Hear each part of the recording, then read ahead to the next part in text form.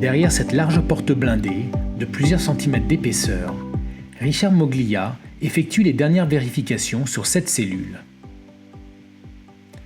Une fois les branchements effectués et la porte fermée, la cellule sera prête pour son test du jour. Elle va bientôt subir un crush, c'est-à-dire se faire écraser. Et les équipes vont observer le comportement de la cellule. On va mesurer déjà les températures. Alors on a différents points de mesure de température sur la cellule. On va également mesurer la tension de la cellule et ensuite on va mesurer tout ce qui est en lien avec la presse, c'est-à-dire son déplacement, la force mécanique appliquée et la vitesse d'avance. Ces tests ils servent à caractériser les cellules et à savoir jusqu'où on peut les pousser en fait. Voilà, voir où sont leurs limites.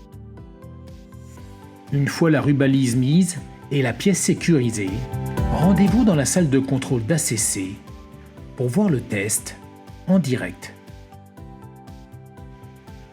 L'objectif pour les équipes des tests abusifs, c'est de pousser des cellules à leur extrême limite pour voir leur comportement dans des situations qu'a priori, elles ne rencontreront jamais. Grâce aux différentes protections électroniques existantes et grâce à la conception des modules et cellules qui tiennent déjà compte de ces conditions anormales d'utilisation. Ici, ces protections électroniques sont désactivées pour voir la qualité de la cellule et sa réaction dans ces conditions extrêmes. Guillaume Duboc est en charge du laboratoire avec son équipe. Il s'occupe de tous les essais de sécurité des modules et cellules pour ACC. 2 tests sont faits chaque jour.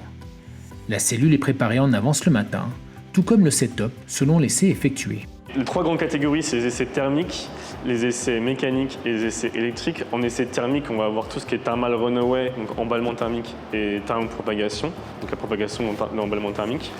On va avoir en essai électrique des essais de surcharge et de surdécharge, donc on vient charger la cellule à plus de 100% pour voir comment elle réagit. On va aussi faire des essais avec des très forts courants. On va donc passer des courants plus forts que ce qu'il devrait y avoir en normal. Des essais aussi de court-circuit où on vient décharger la cellule avec un court-circuit franc pour voir comment la cellule réagit. Et en essai mécanique, c'est des essais de chute. On vient faire tomber la cellule d'une certaine hauteur, soit sur le sol, soit sur des lames pour voir comment ça réagit. Et on a aussi des essais de crush où on vient écraser la cellule et la déformer pour voir justement jusqu'à quel point on peut déformer une cellule avant qu'elle réagisse. Et ça va simuler dans la vie de la cellule, par exemple un accident de voiture. ACC collabore avec plus d'une centaine de centres d'essais en Europe pour faire avancer la mobilité électrique et effectuer les tests qu'elle ne peut pas faire dans ses propres laboratoires. Critem 2A travaille avec ACC depuis leur début, et cette collaboration va continuer au fur et à mesure de la montée en cadence de la production de batteries. D'ailleurs, Critem 2A reçoit chaque semaine une dizaine de cellules et batteries des lignes de production de la Gigafactory de Billy Berklow, à quelques kilomètres de là, pour effectuer toutes sortes de tests. Les cellules vont être produites à un état de vie qui va être neuf, donc avec un équivalent 0 km. Et en fait, derrière, on va venir les faire vieillir. Donc là, on va vérifier la durabilité de ces cellules, un certain nombre de cycles qui va correspondre à un certain nombre de kilomètres finalement. Et on va vérifier l'état de santé périodiquement de la cellule pour vérifier que tout est conforme par rapport à ce qui a été prescrit dans le cahier des charges. En fait, ils vont permettre de vérifier la durée dans le temps, la qualité de ces cellules et aussi la sécurité de ces cellules. Et ainsi, les cellules vont être vérifiées tout le long de leur vie. Le test mis en place aujourd'hui est un court-circuit sur module, comme lors d'un crash de véhicule ou d'une défaillance d'une borne de recharge. La batterie se retrouve dans un état qui n'est pas censé arriver normalement, mais quand même s'assurer que la batterie va rester dans toute son intégrité et qu'elle ne va pas porter préjudice au véhicule et à l'habitacle. Avec des conséquences importantes sur la production chez ACC en cas de problème décelé. Si les essais qu'on réalise chez nous sur un seul spécimen ne passent pas les critères d'acceptation, ça veut dire que tout le lot produit par ACC qui correspond au produit qu'on a testé chez nous n'est pas conforme. Et donc dans ce cas-là, ça veut dire qu'on met tout au rebut.